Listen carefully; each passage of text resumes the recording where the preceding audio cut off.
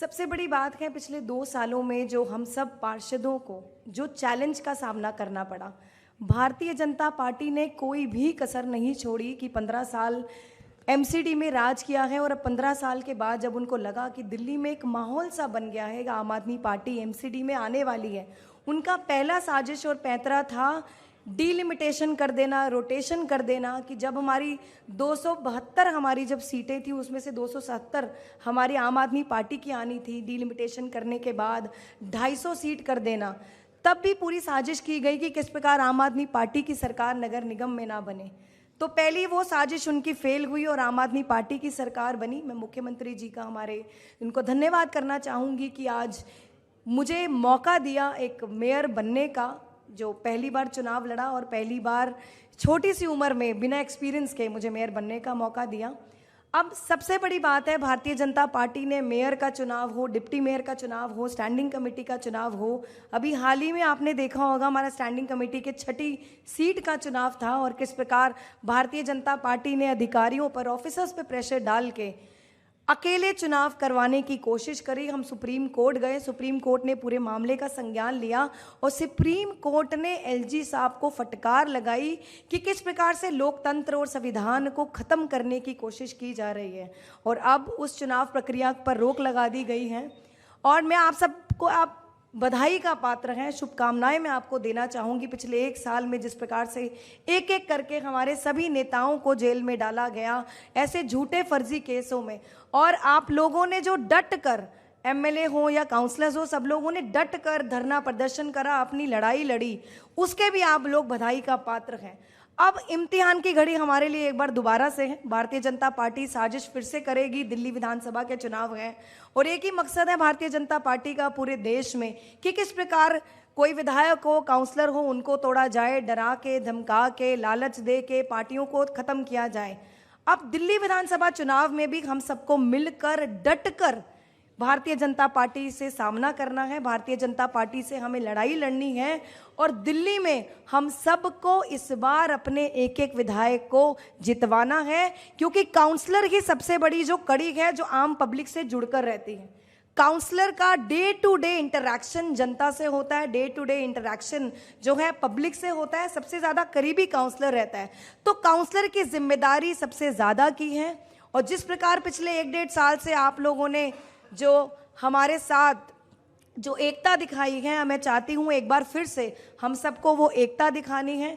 जो केजरीवाल जी का विजन है, जो पिछले 10 साल से हमने अच्छी शिक्षा पर काम किया, अच्छे अस्पतालों पर काम किया, बुजुर्गों के लिए, महिलाओं के लिए पॉलिसीज लाए, उसी प्रकार हमारे को आने वाले समय में भी दिल्ली विधानसभा में भी ऐसे ही कामों को जारी रखना है। और आप सबकी ड्यूटी है, हम सबकी जिम्मेदारी है। केजरीवाल जी ने हमको मौका दिया था कि हम मैक्सिमम जो हमारे काउंसलर हैं, कुछ ऐसे भी काउंसलर्स हैं जो बड़े एक्सपीरियंस्ड हैं और कुछ ऐसे हैं जैसे मेरे जैसे या और भी बहुत सारे नए हैं जिनको मौका दिया आम आदमी पार्टी ने।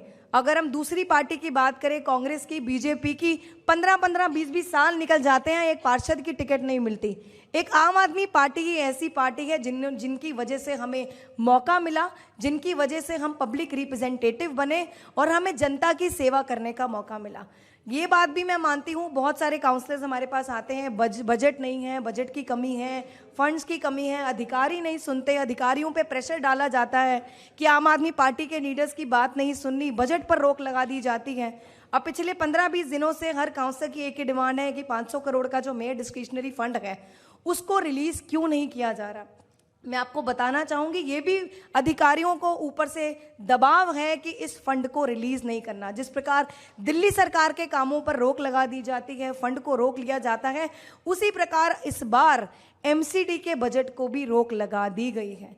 बट उस पर भी हम चर्चा कर रहे हैं। मुझे याद है मार्च के महीने में आप सभी साथियों ने अपने रोड्स का जो एस्टीमेट है उसकी फाइल्स दी थी, जिसका लेटर बना के 31 मार्च से पहले ही कमिश्नर ऑफिस में मेरे द्वारा भिजवा दिया गया था। और अब रीअप्रोप्रिएशन की भी बात की गई थी, वो अपना 200 करोड़ का फंड वापस मांग रहे हैं। बट हमने भी अधिकारियों के आगे अपना प्रस्ताव रखा है कि पहले उन फाइल्स को अप्रूव किया जाए जो पिछले मार्च महीने, इस साल मार्च महीने में हमने जो रोड्स की हमने भेजी थी। तो अब लड़ाई तो है, आम आदमी पार्टी का नेता बनना आसान नहीं है, हमारे लिए संघर्ष ज़्यादा है और अब आने वाले समय में भी मैं आपको आश्वासन दिलाती हूँ, कल को मेयर रहे ना रहे, फिर भी आपके साथ डट के लड़ेंगे, अपनी लड़ाई को जारी रखेंगे और आप सबकी एकता ऐसी बनी रहे, ये मैं आपसे कामना करती हूँ।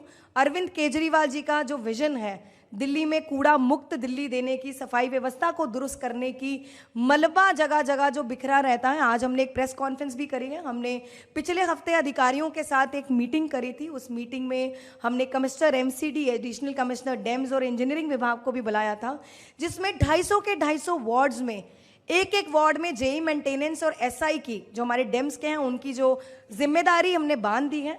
हमारे बीच हमारे पार्टी के संयोजक अरविंद केजरीवाल जी और हमारे पूर्व डिप्टी सीएम मनीष सिसोदिया जी हमारे बीच में हैं।